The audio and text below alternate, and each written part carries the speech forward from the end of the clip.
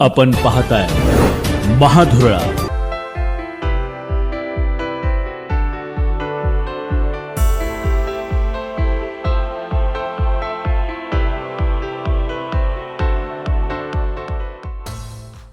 सत्ताधारी पक्षांच्याकडे काही काळ सत्ता या पूर्वी देखील होती, आता देखील आहे, पण त्यांना कोणी विकास या शहराचा करण्यापासून कोणी रोखलं नव्हतं। पण त्यांच्या काळामध्ये काय विकास झाला हे तुम्ही आम्ही सर्वांनी बघितलेलं आहे। जे पैसे इथं आणले, कोट्यावधी रुपयाचा निधी जो आणला गेला असं म्हणतायत, ते असा दावा करतायत, पण खऱ्या अर्थानं आज शहरावर तुम्ही सर्व नागरिक फिरताय, तुमची कंबरडी मोडली, कोणाच्या सगळ्यांना काहीतरी हाडाचे त्रास इथं सुरू झाले, पण रस्त्याची अवस्था आपण बघतोय। आणि म्हणून या ठिकाणी कुठल्याही भूलथापाला आपण बळी न पडता या शहराचा जर कोण विकास करू शकत असतील तर ते महाविकास आघाडीचे आमचे सर्व उमेदवार जे काही दिलेले आहेत ते आम्हाला या ठिकाणी प्रश्न विचारतात।